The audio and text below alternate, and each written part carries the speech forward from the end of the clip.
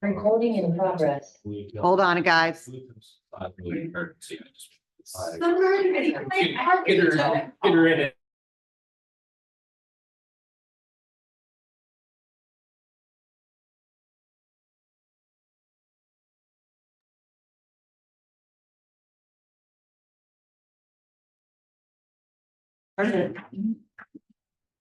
Call the June 11 business meeting of the Verona Council to order. Stand for the pledge of allegiance, please.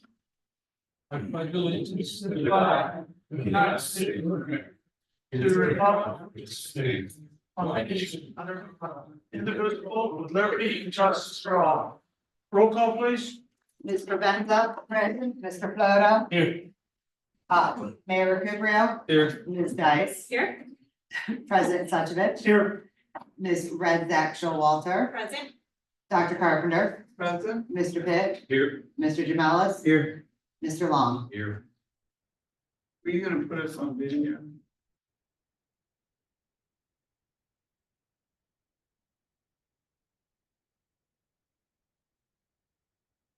Any emergency agenda items? Yes. Okay. I'd like to add a registered speaker. Her name is Joanne. I don't know her last name, but she is a planner and landscape architect for LSSE. So she will speak after Peter. Okay. With that being said, we'll go into registered comments from the public. And we have two. We have Peter and Cherry. He's the auditor for Haas and Sachs, Peck, Mutual and Wood, our auditors, our auditing company.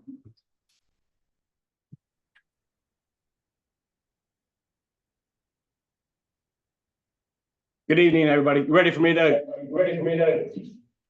Good evening, Peter. Hey, Peter. I was just going to go through. I'm not sure if hopefully everybody has a copy of the DCD audit report.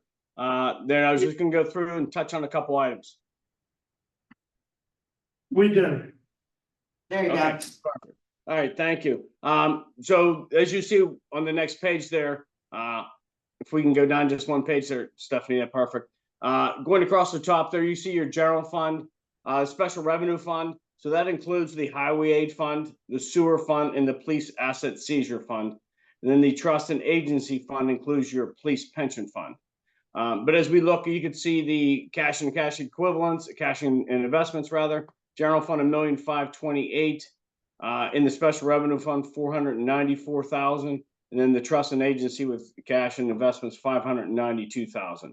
And if we go to the next page, at the bottom of the next page, you can see your fund balance. So you got to remember the report is based on a cash basis, so we're not including any accounts payable or any accounts receivables that do not arise out of cash transactions. So in your general fund, you can see your fund balance is $844,579,000. So that's around 50% of your expenditures. Then in your special revenue funds, like I said, that's three funds. So your sewer fund balance in there is $961,000, highway aid $105,000, and then the police asset seizure fund is just under $11,000. So you can see your general fund balances. Yes. You're referring to the sewer fund, and I'm not seeing it on my paper. It doesn't come out as a special revenue. All three of fund. them equal that number. Right. So included in the special revenue fund is the sewer fund.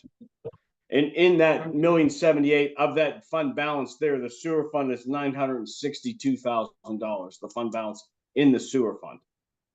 So all three are combined in there in this report because it's considered a special revenue fund. Okay.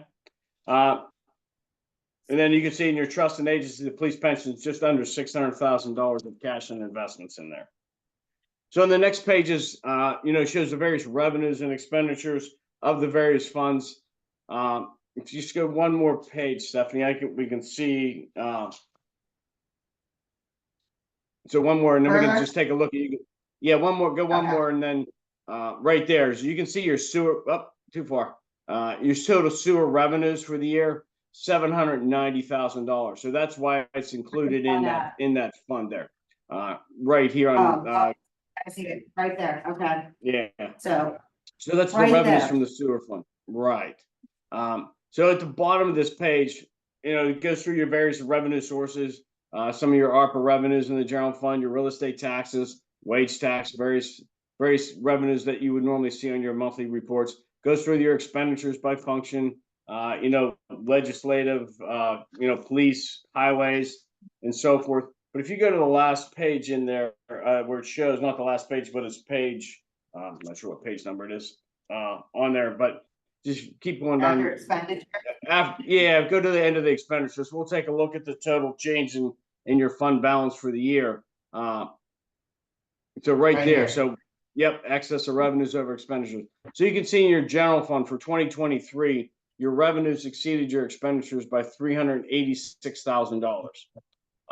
And then in the special revenue funds, the 71,000, like I said before, that's the three funds. So for your sewer fund actually revenues exceeded the expenditures for the year by 76,426. So that's a positive increase there in the sewer fund. Highway fund, just a small negative number of $5,000. That's really related to the timing differences of the expenses there. The capital project, which is that next column, actually everything in that capital project fund was expended. So at the end of 2023, there is no capital project fund assets or liabilities left in any capital project. That's maybe something you might want to consider, is maybe creating a capital project fund, maybe transferring some funds to a capital project fund to sort of build that fund up for future unanticipated expenditures. Pardon me? We Go do ahead. have one. We started That's right, you one did to that complete it at the end of the year though. You did, that's right. You did pass that in 2024. We did discuss that. So that's something to make sure that you do look at and make, get a budget in place for the capital projects going forward and a way to fund those. So the next page is your debt statement. As you can see, you only have one small loan still outstanding from a capital lease from a fire truck that you had purchased. So the balance at the end of the year is only $48,000 in that. So as you can see, the borough really has very little debt outstanding for any, there's no bond issues, no notes payable, and so forth. And then the last page in the whole report is our opinion letter. So it does give an opinion that the financial statements, which the schedules that we see here in the DCD report, we're prepared in accordance with cash basis. It's a regulatory basis, the DCD report, but it does say that we, the only exception is that we don't include the non-uniform pension fund that it's administered through Pennsylvania Municipal Retirement System, and it also doesn't include the fixed assets of the borough. But the basis for the opinion is that the financial statements are fairly presented in accordance with the modified cash basis of accounting and the DCD regulatory basis of accounting. So that's the opinion letter here at the end. So everything was filed with the DCD, and I don't think we've had any comments back from them on any questions on the report itself. So that's a quick summary of the financial statement for 2023. Not sure if anybody has any questions or any comments on the report. I'm just curious about one thing here. In the past years, especially before COVID, during COVID, we also became aware of something called a management letter, where you kind of summarized anything that needed improvements on, and I mean, I think we've gotten way, way better, but I don't see that here. Correct. We did not actually issue a management letter this year. We had been issuing them in prior years related with a lot of bookkeeping records, just being able to find documents. There was a lot of issues that were, things being performed late, not being able to find bank statements, invoices, various things like that. Over the last 2 or 3 years, those things have been resolved, along with the hiring of bookbinders to do your bookkeeping. That's greatly improved the timeliness of the reports and so forth. So we didn't have any, internal control comments related to any items. And with bookbinders and the segregation of duties, that eliminated a lot of those issues that we had in previous years. Okay, so we didn't get one from last year either. Correct. Yeah. Okay, all right, wonderful, thank you. Okay. Yep. anything else? Anybody have any questions for, other questions? Just a minor question or clarification, line item 310, period 60 under revenues, amusement / admission taxes, and does not have a number. Is that because it's showing up somewhere else? I'm sorry, what tax were you looking for? 310, period 60, amusement / admission taxes. You don't have them. Okay, so where we get money from the machines and stuff is something else, right? Thank you. Correct, yes.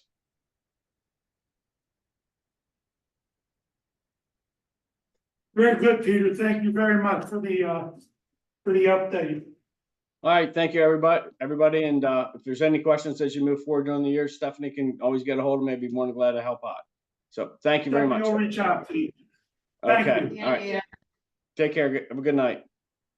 You too, Peter. Thank you. Matt, I don't see I Joanne. don't see her, I just messaged her, so Okay, if she messaged me back, I'll let you know. Okay. We're gonna skip. If she can't make it tonight, I'll make sure that we set something up for workshop. All right. Okay, well then we'll go to comments from the public. This time, council will hear comments on public related items. Please approach the podium or raise your virtual hand. Clearly state your name and address. Limit your comments to 3 minutes, please. OB Morford, 735 Third Avenue. I have a question regarding the increase in the water bill. Specifically, Oh, be sorry. Is that microphone turned on? It's at the very top up there, yeah, where your fingers are. No, it's further down. Yeah, there. Push that switch up. The tap on it. is it now? No, that's not. Yeah. it's all the time. All right, do you want me, you got everything? I got it. Okay, so I have a question about the water bill and the rates for the sewage usage. Now, I know that effective January 1st, according to the Alcosan website, they increased the rates for usage charge to $11.14 per 1,000 gallons of water used. The quarterly service charge was increased to be $23.41. And there again, this is quarterly. But then I see for a resolution, number 2023-12, signed, executed by Stephanie Wolford, Ray Subdivision, Tupelo, that even though they say in section 1, Oklahoma Water Authority are here, the fees collected, sewage collection fees collected by the Oklahoma Water Authority are hereby increased to 7% to account for the increases imposed by Alcosan. But in section 2, and this is what my bill reflects, it shows that the basic service will be $14.17 per 1,000 gallons used, as opposed to the $11.14 per 1,000 gallons that the Alcosan increase shows on their website, which is a $3.03 per 1,000 gallons increase. And that doesn't sound like a whole lot, but for our household, 19,000 gallons, that turns out to be an extra $57.57. Here's That's a how, lot of money. here's how I can explain that to you. Alcosan charges 7%. We also charge a certain amount. Because there are sewer lines that we're still required to take care of. Even when Alcosan takes over our lines, there are certain sewer lines that we are required to take care of. So we have to, that's what that sewer fund is about. And Okay, that's where that money goes, is to generate that sewer fund, so that if something happens and it's not and Alcosan has not taken over our line yet, am I correct? They're only gonna take over a small portion that are trunk lines. The rest of the lines within the borough are borough-owned and maintained. So that extra money on the bill goes to the sewer revenue account. So anytime that DPW or myself are working on any sewer-related items, that fund is what pays for those wages. Anytime that we're doing sewer repairs, manhole liners, sewer liners, if it's not a grant fund, that fund also pays for those. So those repairs and those costs don't come directly out of the general fund then. Okay, so who gets that $28.39 per bill? Does that go to Alcoasand? Alcoasand will send us a bill for their portion of what we owe them, which is normally, I can pull up the exact thing on my worksheets. We get very little of that money. Most of that goes to Alcoasand. Okay, And the rest stays in the sewer fund. We have no, the only time we can spend it is if it's on the sewer fund. Or on the sewer. so I think I understand why then you're charging $4.98 per bill quarterly for the customer service charge. But what I don't understand is why have you increased the charge for of $11.14 per thousand that Alcoasand charges by $3.03 per thousand? Because the water runs through the sewer lines. It also runs through our sewer lines. Okay. And who maintains those sewer lines? Is it strictly the municipality or? Yeah, the borough owns and maintains all the sewer lines within the borough. All our flow here flows down to Arch Street near the rowing club. And then there's an Alcoasand pump station there where it gets pumped across the river. From that point on, we have no responsibility. Through a new initiative with Alcoasand, there's a couple lines through town that they're gonna take ownership, but the majority of the lines, probably about 90% of them will still be the borough's responsibility. Okay. And then I guess my last, so bottom line is for 19,000 gallon household, that's an increase of 57 a quarter, which comes out to $230 a year for one household. Many of the households in Verona, from the research that I did, are 9,000 gallons or 11,000 gallons. For those people, the 11,000 gallon, they're paying $33.33 more a quarter. And the 9,000 gallon households, $27.27. Do we somewhere in all of our financials show what we are getting per quarter, what the borough is getting per It's quarter? in the sewer fund on the, but if you look at the financial statements, it's under the sewer fund. And Okay. it will show what was deposited, what was taken out. It's done quarterly. It's done monthly, actually, so you can see things coming out monthly. And my last comment or question is, from what I understand in talking to Alcoasand and talking to Oakmont Water, our money that we pay on the Oakmont Water bill, then the sewage portion, those charges that we just discussed, that money is transferred from Oakmont Water to the borough. Mhm. And then the borough pays Alcoasand. Yes, Ray can attest, we once a quarter write out check Yeah. for almost $800,000. Okay, There's one right here tonight for $171,793. Or 100, it's like 800,000 a year, I'm sorry. all right. I'm a little tired. Is there anywhere in any of our information? Can we, or do I have to reach out to Oakmont Water, or do we know how many accounts, water accounts there are? 11,050. Okay. Thank you very much. Thank you. Thank you. Is your girl back with it?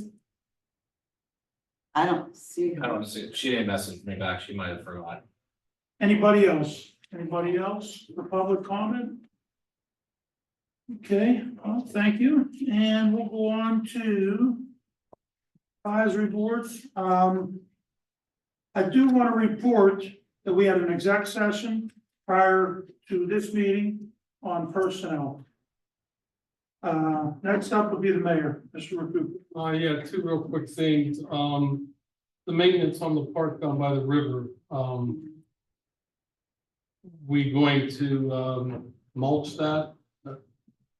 Matt, As soon as the grant project gets advertised, let me back up, sorry. When you say mulch, you mean the The play playground. surface? Yeah, so refreshing the play surface is part of the grant project we have coming up. So that will probably happen here in the next month or two. All right, thank you. The other thing I have is, and I know it's in the next page on the report on new business on hiring, and I want to thank the board for continuing to hire full-time officers. And also I would like to thank Mrs. Mary Sheridan, Dom Conti, and Pat McCarthy. They're on the civil service. They've worked very diligently to look at these applicants, talk to them, and pick out the best ones we have.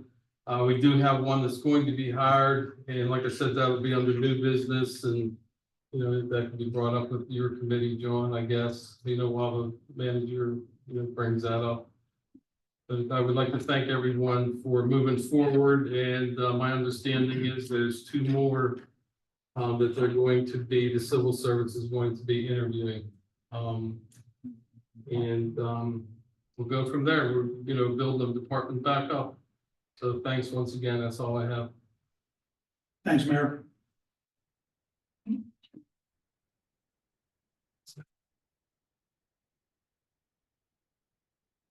Did you want to say something about Saturday? I'm sorry, the bike derby, yes.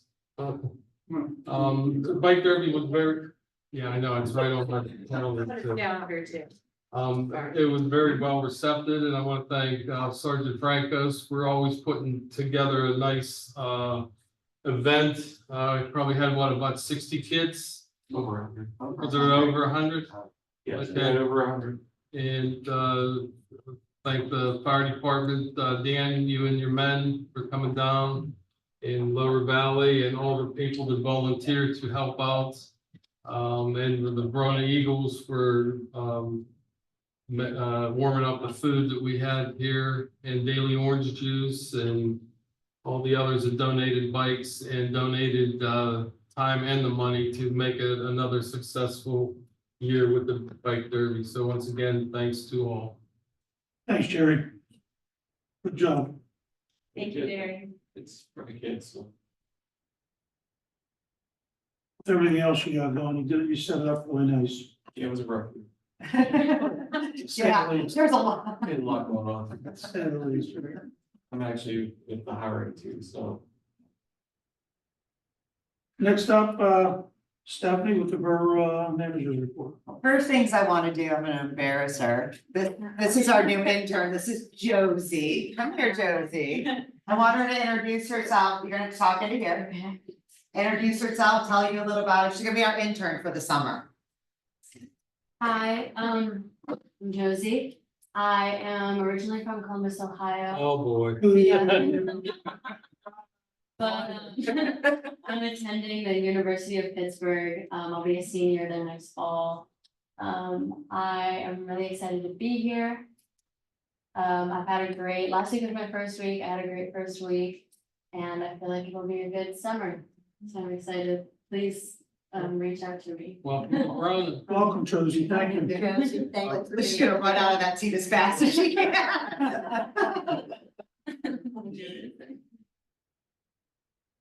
If there's anything you need, you make sure you tell Stephanie. She'll get it for you. Yeah, I will. Was that? Just don't ask right, okay. Yeah. Next up, Riverview graduate banners. We will replacing some of the veteran banners with graduate banners, when they get done and they're printed. They're a little behind. There's not many, we're not sure exactly how many kids graduated from Verona, but there are only 50 kids in the graduating class, so. We should be okay. How long will they stay up, do we know? About a month, I don't know. Yeah, that's what we do. yeah. I mean, we did that last couple of Yeah. years. Yeah, they didn't do them last year, but they're doing them again this year, so, they're just a little behind. The veterans banners, Tim, you got the message, or didn't you? We got an email finally from Duquesne, who are allowing us to assist in adding a few more poles for, banners. But you guys need to figure out, I think that probably the chamber needs to please indicate the streets and cross streets so that we can get back to them and see. Yes, no, maybe. And I was looking when I was out the other day, looks like Duquesne allowed you to put 2 on one pole, like 2 on like one pole, so maybe we can double them up. Would that mean we could sell more to more, Yes. veterans families? Yes, people have been asking, we haven't been able to, we have been trying, and so we do have a response, and I'll make sure you get it. Yeah, the chamber, the chamber already has a list of people wanting to be, on it, so, there's probably maybe 10 to 15, add-ons, and we're Okay. talking about, and it'll be discussed at next week's meeting. Jones Street and possibly, Center Avenue, the heavily traveled roads. So, and we just have to get there, they'll give us. We got the permission, because there was a time that they said they would let us do it. Yeah, they will let, but we have to give them the areas, because there is Right, chances, so we just need to do that. very good, thank But you. last but not least, the stamp program, Daily will be attending our workshop meeting on Tuesday, July 20. That should be June 25th. June 25th, to discuss step 1 and 2 of the management plan. I will say that this will probably be a long process, so this could quite possibly be the workshop meeting this month. Good. And that's all I have. Anybody have anything for Stephanie? Thank you, Stephanie. Next up, we have a finance report. That's me. You should have a copy of your finance report, showing you, we have all of your statements for the month and all that good stuff. We currently, our total income in our general fund is $1.1 billion. And expenses were 692 through January through May, which gives us about $475,000. The reason for the slight increases, taxes came in, that'll disappear. Just so you know, when we talk about, some things to think about is we do have a capital fund.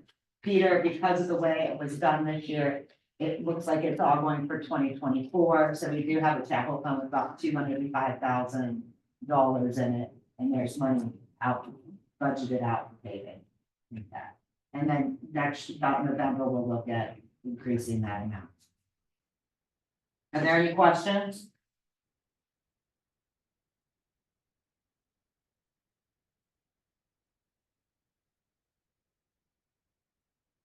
Right, stuff. Yep. Code enforcement report. You should have a copy of your code enforcement report in your packets that shows all of the violations for the month. Busy in May. Very busy, a lot, but we're getting to the weeds and stuff like that Yeah. right now. Yeah, 28, wasn't it? Yeah, 28. Police chief's report. Yeah, complaints received 129, total crimes reported 40, total crimes cleared 38, total persons arrested 31. Crime code summaries 3, vehicle code summaries 19, borough code summaries 10, borough parking tickets 84. Magistrate fines collected $407.88. Borough fines and fees collected $905. Police reports purchased $60. Municipal fines $137.50. Total fines and fees collected, $1,510.38. And, I'll read the bike derby donations too. I see it's on here. I didn't realize that. This is for the bike derby donations. Thermal Twin, 250. Wolf, $50. A Martini, 200. Saxon, 300. Marcin Insurance, 250, and the Verona Eagles, $100. And we thank them for their donations. 6 bikes you got from, so LVAS donated 6 bikes, and Oakmont Bakery donated bakery, and Giant Eagle are donated the hot dogs and. That's not a complete list. When she submitted that, we still have, I think, 5 or 6 more donations, and they're still rolling in, so. Little Valley did 6 bikes and 6 helmets. No, Thank you. That's all on the report. Thanks. Next up, we have fire chief's report, Dan TV. And my biggest excitement is that your daughter is so cute. So cute. I had to meet her, we were so nice. The fire company answered a total of 10 calls for the day. 5-3 vehicle accident, traffic control detail 800 Allegheny River Boulevard in Verona. 5-7 a vehicle accident with entrapment at 200 Allegheny River Boulevard in Penn Hills. 5-8 smoke in a residential structure at 8836 Eastwood Road in Penn Hills. 5-10 odor of natural gas. 401 Willow Road in Penn Hills. 5-13 possible residential structure fire, it was Brower on fire at 607 Willow Road in Penn Hills. 5-14 natural gas leak at 314 Arch Street in Verona. 5-20 smoke in a commercial structure at 1019 Frankstown Road in Penn Hills. 5-23 a vehicle accident with injuries at 50 Allegheny River Boulevard in Penn Hills. 5-27 a vehicle accident at 601 Allegheny River Boulevard in Verona. And 5-29 residential fire alarm at 743 Elm Drive in Penn Hills. Thank you. Any questions for Dan? As per usual, I have a couple. First, I want to thank your department as well as our police department for coming to RCC's Family Night. The kids get a big kick out of that every year. I was also wondering if you have any fundraisers coming up. We do. We have our Toys for Tots drive. It's going to be coming up in the month of July. It's going to be we're going to be collecting toys on Monday evenings after it's after the 4th of July week. We posted on Facebook and on our website, and then our open house and spaghetti dinners July 27th. Awesome.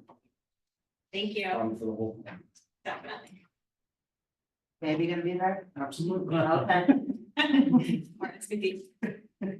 Next up, we have the EMS report. The EMS director, I don't sleep in, he had a very long night last night and a very long day today, so his report is attached. I will say as a point, I am now currently serving on the LVAS board, so there's round representation.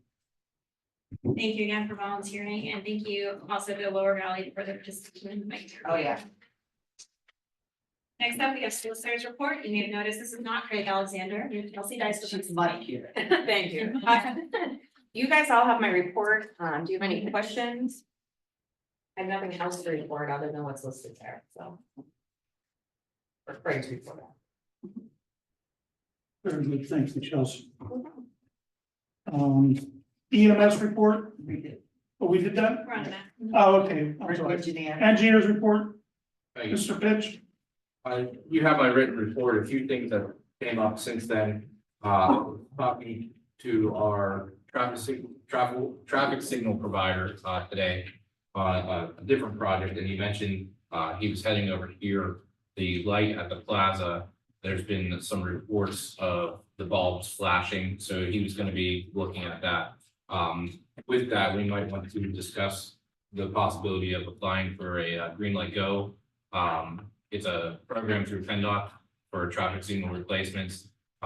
Depending on what he finds with his investigation, plus one of the poles has been hit numerous times without any insurance claims against it. That program is a 20% match, so we can discuss in more detail, but I just wanted to bring that up for some thought. And then we did meet with PennDOT in regards to the Wildwood light and a possible left turn lane. As it stands right now, we're working on some revisions. There will not be a left turn signal by itself. The lights will continue to function the way they are, but we're working with PennDOT to get a left lane. That way, at least 4 cars can queue that want to turn, and traffic will be able to get by them. So we are working on revising that permit, and once that goes through, we can work on repainting the lines. And then the only other thing I have is on the new business. There is a motion for a resolution for the Alexander Grow application. I know when you look at that, the number of 760,000 seems like a large amount. This is not locking us into that amount. Plus half of that amount is already guaranteed through grants that we're currently working on. This is just the amount that we're requesting for the grant. We can get up to 85% of it. So in chance with what the grants we already have, and then what the prices would be when we bid it out, we would potentially get the construction covered. But that's just how this resolution is presented. So that in no means is saying that we're gonna be on the hook for paying that amount. And these are the lines that Alphasan will be taking it. That's right. No, this is completely different. Okay, all right. Yep. Thank you. And then I'm sorry, one last thing. We had a discussion, when Representative McAndrew was here for the meeting with PennDOT. We're looking into a multimodal grant application for the length of Arch Street. Talking with him, he is campaigning to push for it as well. So we'll be looking to apply for the repavement for the length of Arch Street. It's not wide enough for designated bike lanes, but we'll have, like you see sometimes where the paint markings are just on the road for a shared lane, which will help the grants review because they really focus on multiple ways of transportation. And so we'll be working with that. We'll probably get a letter from BOV for letter of support. So those are due at the end of July. So there'll be a resolution on July's meeting. So Matt, that multimodal grant that you're looking into with Joe will include that part, that gravelly part of Arch between Sheridan and down to Steel City Road. Correct. It will be from the basically from the park to the dock will be repaved, or sections that aren't currently paved would be paved. So they will get their pay. If we're successful with the grant, yeah. Hopefully. If not, it will be planned in the future. We just don't know when. Okay. Now, what's up with the paving on like Vogel's and the lower end of Third and ones we have out through the cog? Did we hear anything on them? We just got the thumbs up from the county, so I'm working with the cog to get that advertised. So that'll be this year then. Hopefully, yes. Push for that to get done. this Yeah, year. we'll try to get it. I mean, we still have plenty of time. All right.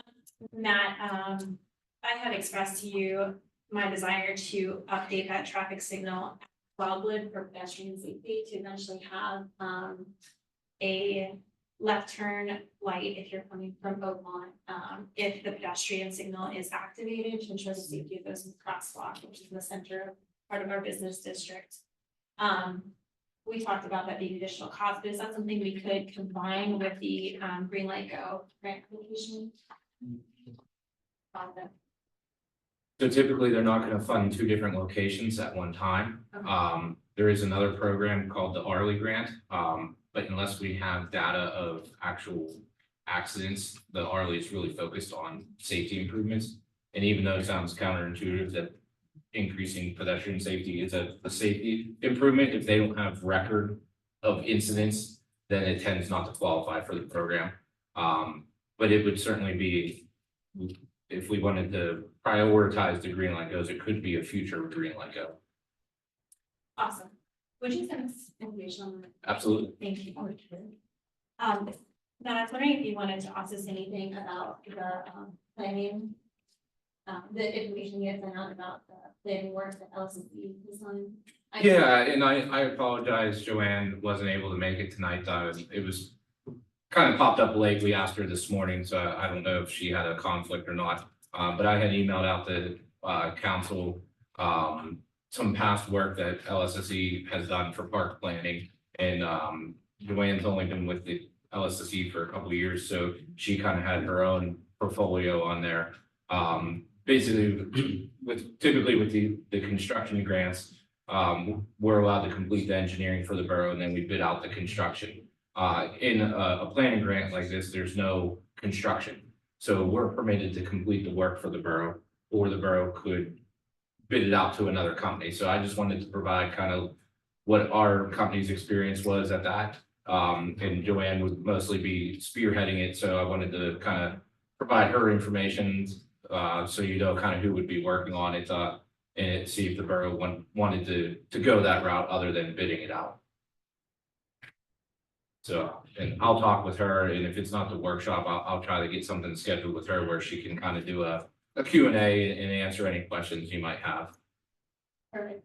Thanks for the update. Thanks. Would it be possible to send that information to everyone on council? A couple of people weren't on those committees.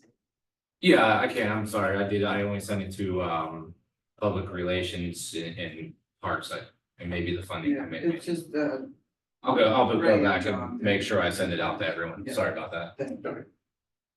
Anything else from Matt from anybody? Thanks, Pat. Next up would be Trish Redzak Showwater. Thank you, Mr. President. My screen share. You should be able to.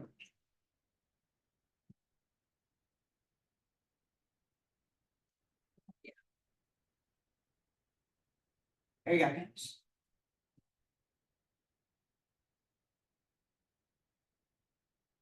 So if you were with us last meeting, I attempted to give an update on the 2024 Champions Alumni Convening. This was an opportunity presented by Smart Growth America, a nonprofit based in the DC area, which helps what they call smart growth, which is all sorts of things related to active transportation, so walking and biking, long-term goals of helping to ensure the economic viability as well as safety of places everywhere.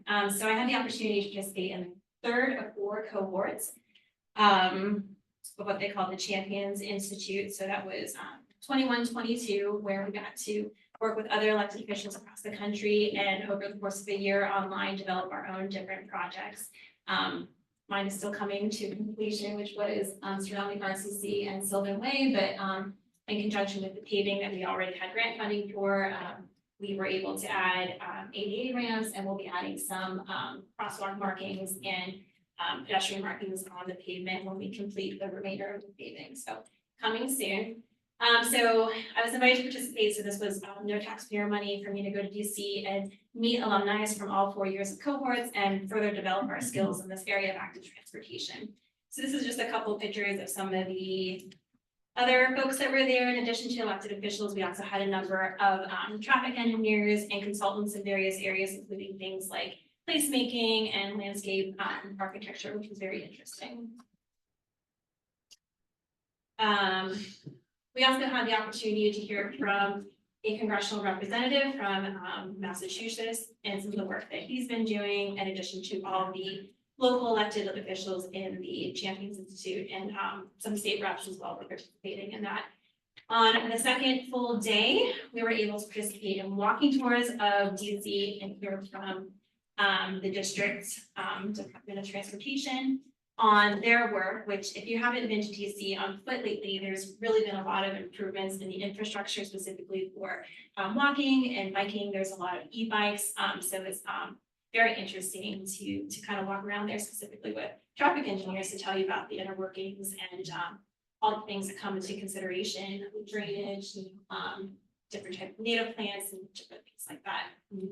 I mentioned this briefly last time, and Stephanie, thank you for sharing the survey. They wanted us to spread the word about a survey that they're doing in conjunction with the International Parking Mobility Institute and the Disability Rights Education and Events Fund, long acronym, to further understand the challenges that people with disabilities face when moving around their communities, So this survey is available to anyone who has identified with a disability or their caregivers or their parents, really trying to get input on that. So please spread the word.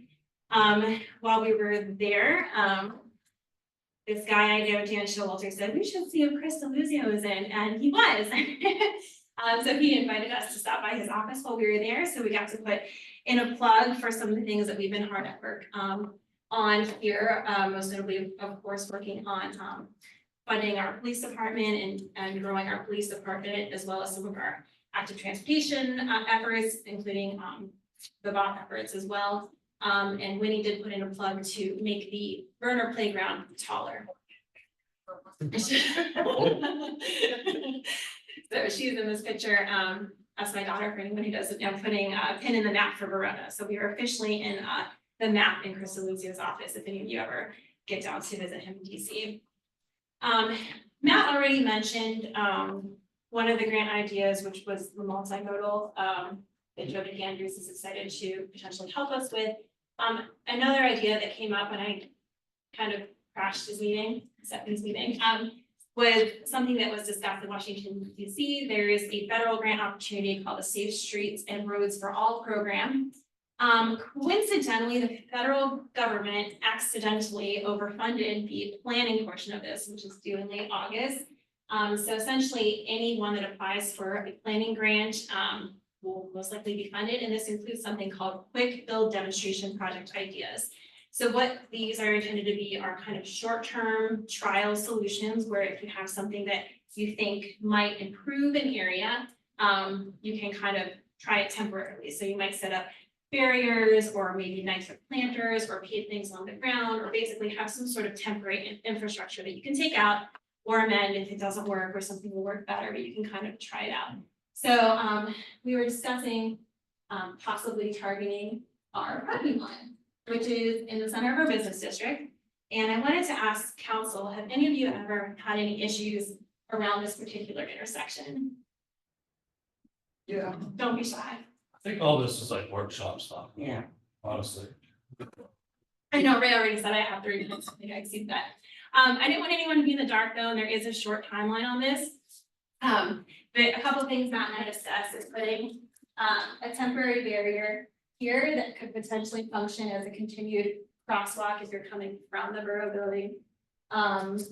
Here, as well as we were kind of talking at our committee events about a traffic calming measure associated with a crosswalk potentially here as well. And then potentially adding a handicap spot across the street, because currently there's not a handicap spot right there. And then maybe, I don't know if this would fall in the scope of this, but a stop sign on the other side when you're coming like from the get-go to the left. Trish, that's up by the hula bar, right? That Yeah. parking lot right up there. Yes. That would be one place I've had sometimes difficulty crossing, going to the get-go, because there's no stop sign there, when you asked that question before. Yes. I mean, there was no close call, but I just realized that they're not stopping there. Yeah, so. Yeah. So, in the interest of time, we don't have to spend too much on this. We can definitely pick up more with the workshop, but with Matt being here tonight, and like I said, it's a short deadline for that, I just wanted to introduce that idea. And if anyone has any comments, feel free to forward them to myself or Matt and Stephanie as well.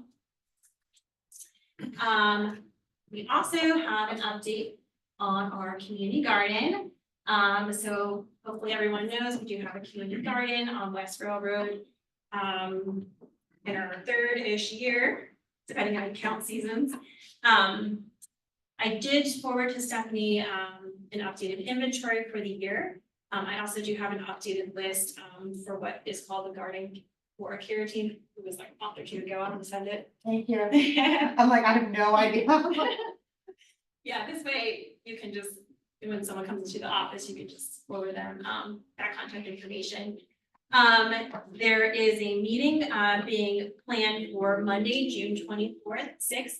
It's primarily the garden care team, but if there are others who would like to get involved, perhaps our lovely intern maybe, you're more than welcome to stop down and meet everyone and to work on some of the projects that are being developed, which among them, hopefully coming this summer is the shade structure that's been discussed in the past and previously approved, as well as some projects to utilize the bricks that were saved from the First Street when it was paved, the paving project. I think that's all on the gardens. Anyone have questions on that or anything? So they're working on it. Yeah, I have a question. Are we gonna Yeah. ever make an official garden club committee? I've requested that. Garden Couple years Club now. Committee? Garden, community garden. I know we have an ad hoc committee, but can we get a committee approved by council? So it's an official committee that, Well, it's the will of council. There was a presentation last year, and I think there was some ambiguity coming out of it, so I'm not sure, what to tell them we want, but we do have a list of their current leadership for what that's worth. Are you suggesting we formalize that further, or? yes. Okay, That way we have a point of contact, we have somebody who is in charge of contacting Stephanie, or right now. I don't know, if I had a question about the community garden, I contact you. But from my understanding, you're not, let me As a share the list committee. with everyone, because my role is currently just that of a liaison with council, so that's what I'm supposed to be doing, is communicating to you guys and back to them. There is a group of like 5, mostly focused on maintenance, but I will share that as well, and if we want to formalize that further, we certainly can. I think we have to, because it's a community garden located on borough property. So that we have to make it formal. I think they're more than happy to do that, it's just we have to say what. What do we have to do for that? Yeah. Vince? They need to provide us a list. They need to start the ball. Start. I think you want to know who the individuals are to name them on the committee. That's what, Yeah, yeah. name, address, if they Yeah. live in Verona, or if they're Yeah. from Penn Hill. And then we approve that. Yeah, Like, stuff like that. yeah, I can tell you Herb Burns, who lives in Oakmont, is the primary site manager. Mike Rebecki is the primary membership coordinator.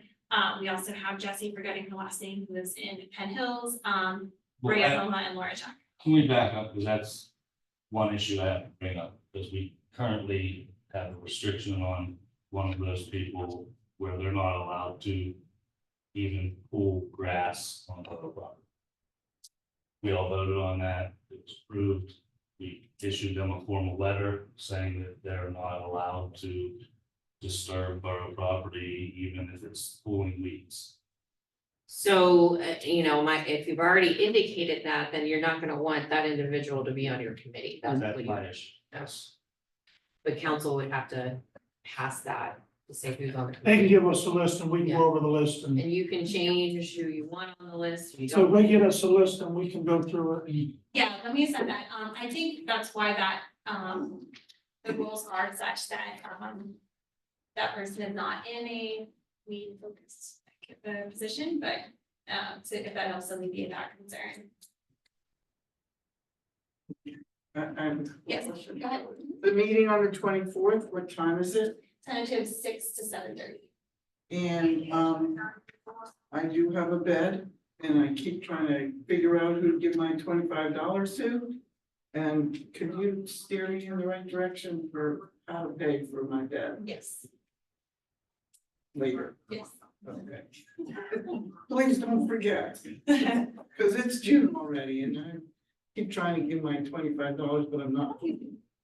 No, that was something else. Okay. Yeah, and that's what I was kind of bringing up, formalizing the committee, because there's money involved, and that money should be being deposited into a borough account somewhere, tracked, itemized. I believe we talked need to about that know. in the past. I thought we didn't want the administrative burden to come through the office. Why don't we put this on the workshop? Is that it, Trish? Yes, Thank thank you. Not too bad. Uh, Next up, Dr. Carpenter. Thank you. I have wrap up of bike derby on my agenda items, but I think that's been pretty well covered. Other than to once again thank Jerry and all of the other volunteers who helped put that together. I take care of a kid sometimes and he came and had a good time. And there's a lot of people who donated money that helped purchase the bicycles. And so just want to once again reiterate, thanks for. I don't think we can state it enough. I actually would really like to have a round of applause for Sergeant Francos and all of her help.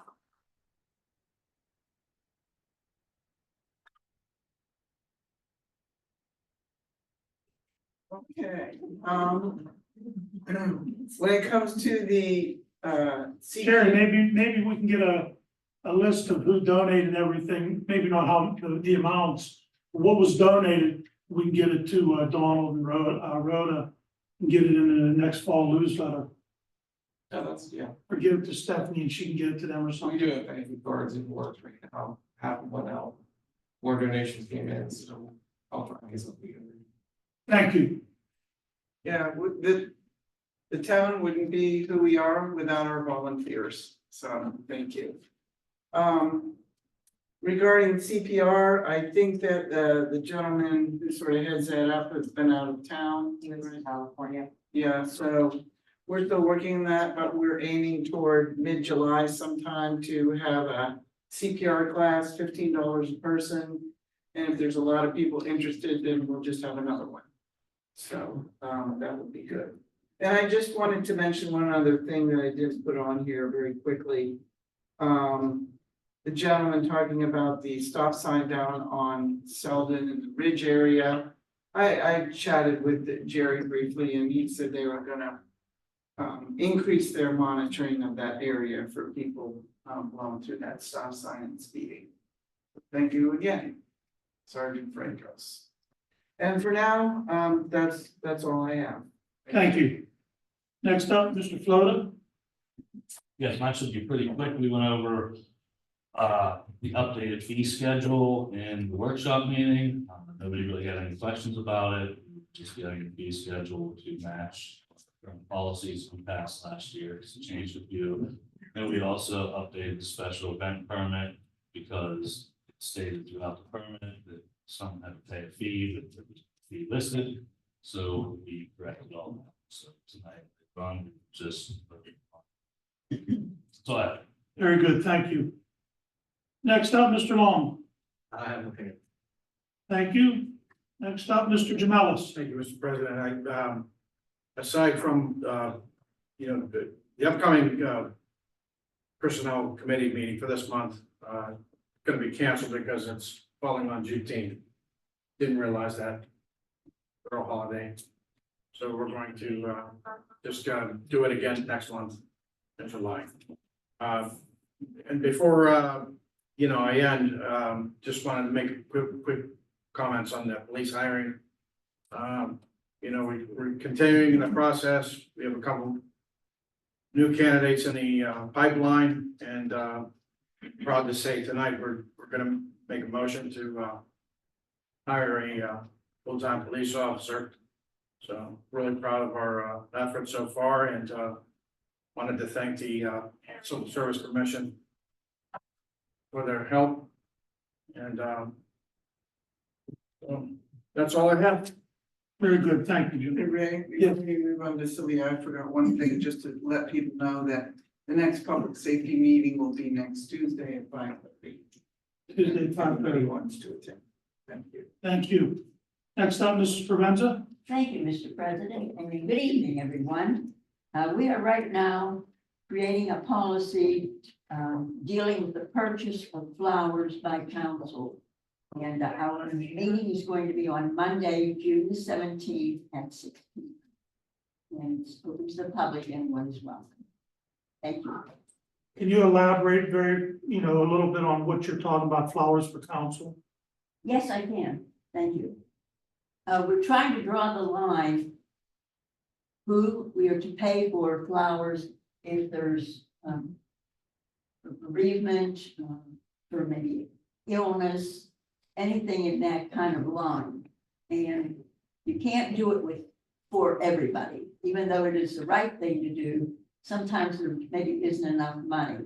So we're going to try to create a policy that will cover enough people and enough ideas so that it's done correctly, so that we're not offending anybody or hurting anyone's feelings. And that's what we're in the process of working on now. And as I mentioned, our meeting is going to be on Monday, June the 17th, here in the council chamber at 6 p.m. The next meeting, we should probably have a more detailed report. Right now, we're still creating. Very good, thank you. You're welcome. Next up is reports on special committees. Mrs. Provenza, you're up again for Alon. Yes, sir. Thank you again. The upcoming events right now that are in the works is a sporting play shoot, and that's going to be on Friday, September the 6th in Freeport. And following that will be the fall conference held in Erie, and that will be toward the end of October. And since we're a little distance away from that, we will have more information as we get it.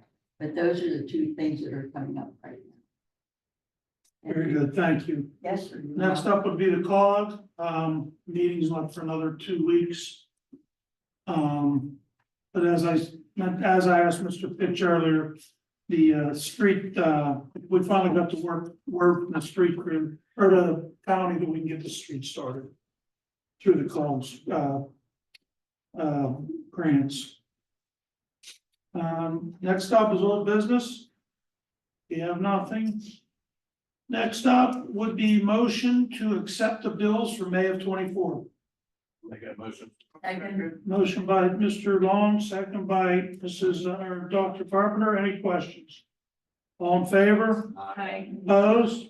Passed. Thank you. Okay, next up is new business action items. First thing up is, as we had from Spectre Hawk and the auditors, we need a motion to approve the 2023 DCED audit report. Make that motion. Motion by Mr. Floto, second by Dr. Carpenter. All in favor? Any questions? All in favor? Hi. Opposed? Passed. Next up, we need a motion to approve the resolution supporting the cost estimate for Alcosan Grow application. Make that motion. Motion by Mr. Long, Second. second by Ms. Ritzek Showalter. Any questions? All in favor? Aye. Opposed? Passed. Next up would be a motion to resolution establishing a general schedule of fees, costs, charges, and expenses pursuant to Verona Borough ordinance and codes. Make that motion. Motion by Mr. Long, Second. second by Dr. Carpenter. Any questions? All in favor? Aye. Opposed? Passed. Next up, motion to hire Thomas Dessel. Special that part. Ah, Jesus. Sorry about that. Next up would be the motion to approve the updated special event permit application. Make the motion. Second. Motion by Mr. Flotis, second by Mrs. Provenza. Any questions? All in favor? Aye. Opposed? Passed. Now the next up, motion to hire Mr. Thomas Dessel as a full-time police officer. I will make that decision. We'll make that motion. Motion by everybody and second by everybody. Gary's putting 7-0, that works, okay. Any questions? Just comment, I know the community is really appreciative of our department's efforts, being short-staffed in particular, Tom, walking the beat in the business district very frequently. Any other comments? All in favor? Aye. Opposed? Passed. Somebody would have got hit if they opposed it.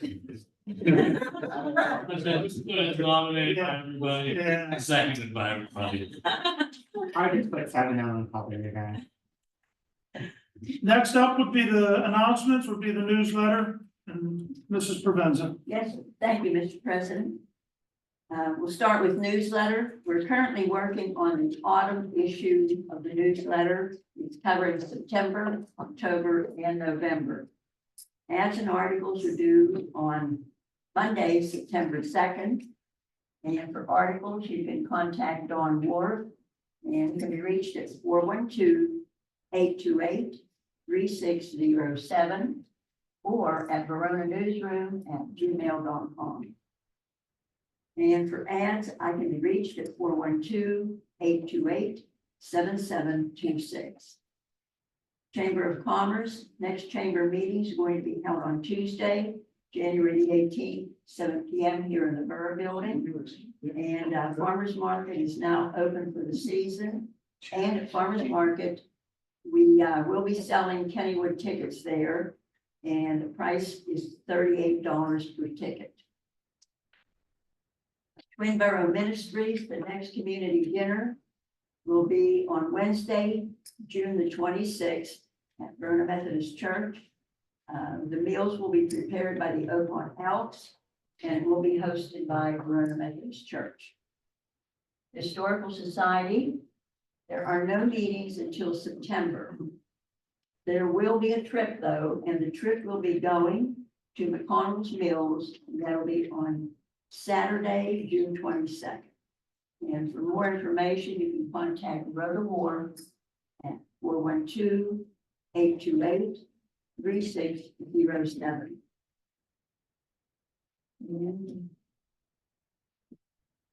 I can make the other ones. No.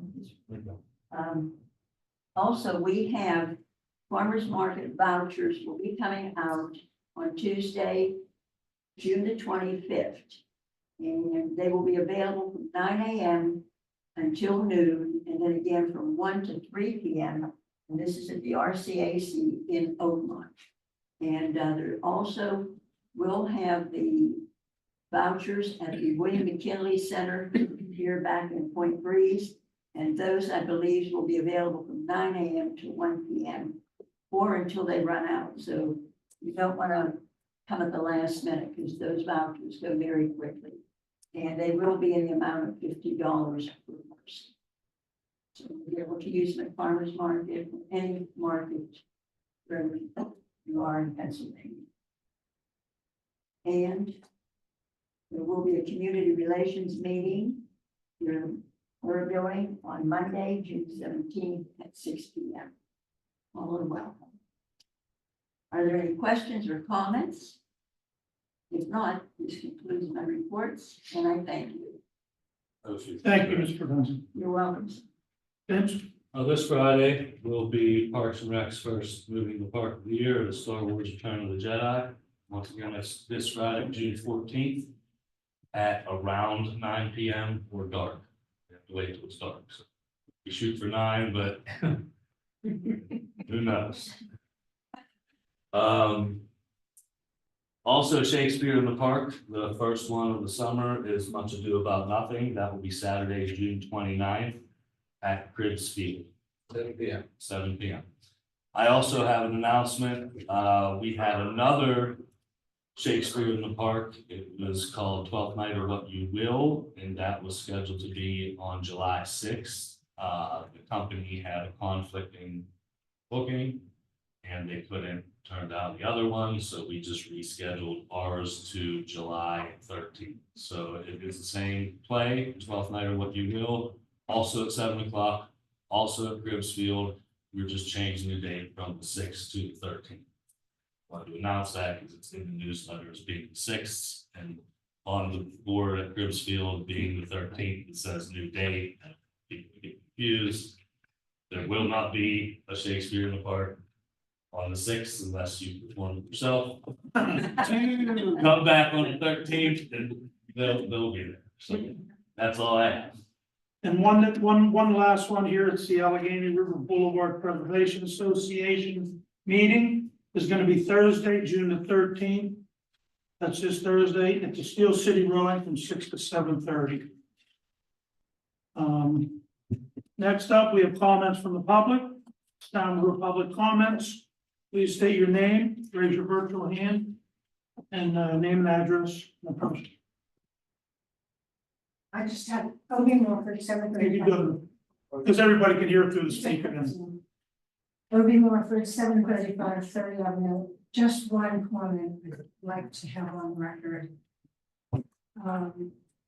It's very upsetting to know that the veterans' flags are going to come down. We know they all won't come down. And in my estimation, it's disrespectful. These veterans, a lot of them gave up their lives. And, you know, they went through a lot to serve their country. And I think it's great that we have kids who are graduating, but I think we should either get, you know, more poles or poles with double flags and let kids share the flag portion of the pole that isn't being used, to take those veterans flags down, even for a short period of time. If it's disrespectful. And Well, I could look into that. I could talk about that. We could look into that because the flags aren't done yet. Well, no, The flag's already ordered. they've talked about it in chamber before. They're being taken down for a couple of reasons.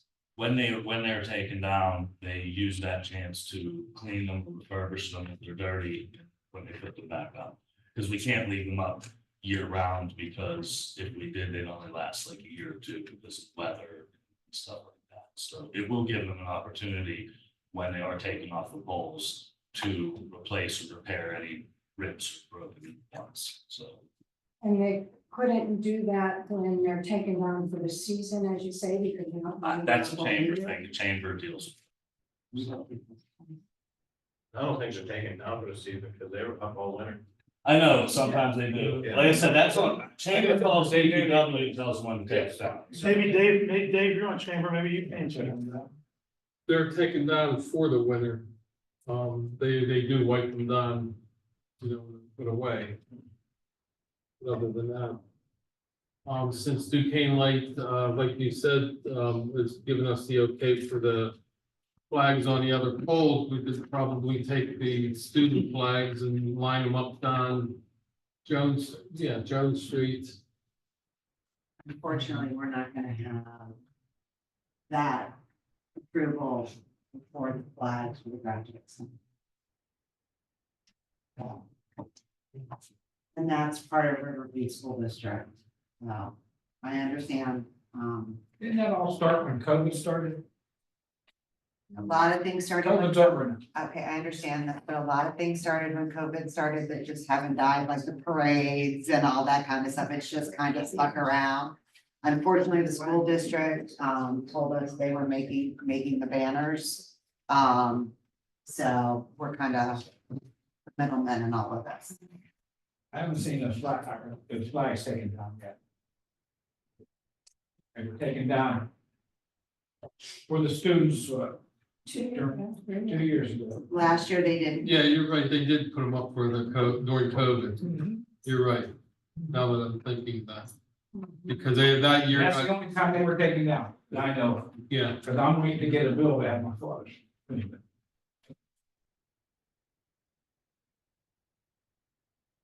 Okay, anybody else?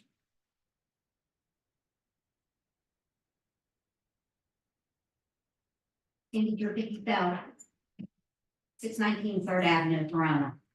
Just 3 quick things I have. I attended the Riverview School Board meeting last night, and they're raising taxes 3.31%. It was voted by the entire board, 9 members, 7 voted for the 3.1, 2 voted against it. My concern is for the people of Verona here, and what that's going to mean for them come your budget review. I think, like, I know Verona's budgets usually started looking into like October, November, and I think it would behoove you to look at the budget now and seriously consider every line detail and anticipate what you might be putting out there to the public and letting them know now, instead of waiting till December. To answer that, Stephanie's already working on the budget, line items and everything. Because police and increasing. Right. The other thing I wanted to know is how can I get my hands on a spreadsheet that would tell me how many total calls come into the police, how many arrests are made? I mean, I know we get those numbers, but I would like to see initiated per officer, like, so who makes the most calls, who makes the most arrests, who issues the most citations. We don't do that. We can't say a Report. lot of police. I don't, so I have a feeling that that type of document does not exist. Okay, And can so- it exist? I don't know if it can or cannot, under the right to know law. If it doesn't exist, the municipality does not have an obligation to produce it. Okay, There may be some type of document to reflect, on I don't know how they run it on a daily basis of somebody calls came in today. Now, some of those, depending on what you're requesting, may or may not be permissible to disseminate anyway. So it depends on what you're asking for. Like a criminal investigation, we can't give you any of that information anyway. It's exempt under the right to know law. So it depends on exactly what you want. Call logs are permissible under the right to know law, but a lot of the police documents are not. So I think that what you need to do is figure out what you exactly want. And then if they do have a call log and it does exist, I would think a call log would, that we would have that, we can produce that. But if it doesn't exist, we don't have an obligation to create it. yeah, answers my question, thank you. Sure. The third thing I want to bring up is Peach Alley. Okay, it was paved last year, beautiful job. People are training their kids how to ride bikes. They're coming from all over Verona to train their kids how to ride their bike. The issue is that when they built this street or paved this street, they didn't put a curb on either side or a lip. And the prior alley had kind of like dipped into the middle so that the water would run down.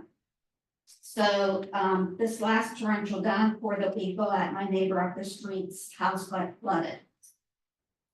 That's an issue, okay? I'm looking at my own yard and it's straight, it's level with the road. I have a bigger problem, and I talked with Stephanie about this last Wednesday, is people who own the swimming pools in the borough and have their drainage out onto the road. And I have pictures on my phone, I would be glad to show anybody that wants to see them, and I sent them to Stephanie as well. That has them. Okay. They actually threw the water out of the hose and it filtered down the alley and gathered by my garage path, dry path. So the woman saw me videotape and asked me if there was a problem. I said, yeah, you let your water out. It was gushing out like a. Guys are. Right, and she apologized. I said, please just don't let it happen again. Because on May the 30th, Plumline was coming in and doing my landscaping work. So on the 4th of June, my husband and I are having a nice dinner. And my phone rings, and it's my neighbor saying, can you meet me at the fence? We have a problem. I thought, oh boy, okay, so I went out there. And there was a puddle of water. Again, I can show you this. I took pictures of it running down my new mulch. Now, all I have visions of is that my plants are absorbing the chlorinated water. And how long are they going to survive? I don't know what to do about this. Like, I talked with the lady. I came down and asked Stephanie about it. She said she'd get back to me. I haven't heard from her. So can somebody- Unfortunately, this is a situation where it would be a private property dispute. This is technically a trespass, so she's redirecting water onto your property, or this neighbor is, I'm saying she, because you use that pronoun, however. They're redirecting water onto your property. You can go back and there are it's riparian rights, it's called. You can go back and you can actually sue an individual if they won't cover or put your property back to the same condition it was prior to the damage of the water coming on. But it's not something for the municipality to really regulate in the sense of we can allow for water to come out of the swimming pool. People are allowed to drain swimming pools, whether they're as big, I don't know how many gallons are in this pool versus a smaller baby pool, things like that. So in this instance, it's really in between, if they released a bunch of water, it redirected onto your property, caused property damage to whether it's getting rid of your mulch or killing your plants, and you have a value, you just got those plants in there, you know what they cost, you can actually demand for those individuals to pay that, and you can pursue litigation with them. But for us, we just can't regulate, the draining of the pool is not something that we're gonna be able to regulate. It's not. That is permitted, because in other boroughs, I got to speak when he said it's not permitted. It's not permitted in one borough, To drain a pool? yeah, onto the road. Well, are you sure that she did it right to the road? Like, she could have left it onto her grass, then went, you said your road is the same level as your, so you'd have to be able to prove that it went right onto the Oh, road. I have it. You have a video? I have it on video. I'd have to look at the ordinance to see if it says it can't drain on the road, but again, it would have to be specifically in the ordinance, otherwise. My recommendation is to go back to them and say, hey, this is what my damages are, this is how much I paid. Pay for the CFX. And we did send it to Matt. Unfortunately, Matt and I just talked today, so I was not able to call you back. I was off yesterday. And Matt's a very busy man, so we are working on it. We looked at Typically, it. if they have the hose out to the street, say something. It is to the street. Okay, because I was able to drive by, I don't know if it was the day you emailed Stephanie or the next day, but I was out that evening. And they weren't draining at that point. So Right, they don't drain all the time. But I did see your video, but if they do have and there was no hoses in the yard either. So if they do have the hose out to the alley, we'll say something because we don't want people just putting hoses into the street. Okay. But like Chelsea said, if they're draining into their yard and then it's just filtering down, there's nothing we can say at that point. Okay, because I went out there tonight and it was close enough to the road. I mean, it was, Okay, okay, yeah, I'll stop by or AJ will stop by again. We'll see if we can get a picture of it that close. That way we can send them a letter just requesting that they pull it back from the property line more. But I do want you to know, if they do pull it back from the property line and it gathers and then goes into your property, then it's between you two, okay, okay? thank you. You're welcome. And as far as the curb issue, we are looking at that. Okay. The original alley didn't have a curb, so one was not installed when it was repaved. Right. Due to some of the rather large rain events we've had some isolated flooding around the borough, so we're not ignoring them, but we're following up on it. Right. I don't think the other alley had the curves because it was slanted to the middle, so that's where all the water flowed. Yeah. It was, unfortunately, with some of the alleys that were recently paved, they were in such poor condition that it was pretty hard to determine what the water was gonna do once they actually were repaved. So we are revisiting some of that. Okay, thanks a lot. Thank you. Anybody else? No virtual hands? This time I'll take a motion to adjourn. Motion by Mr. Long, second by Mr. Provenza. Any questions? All in favor?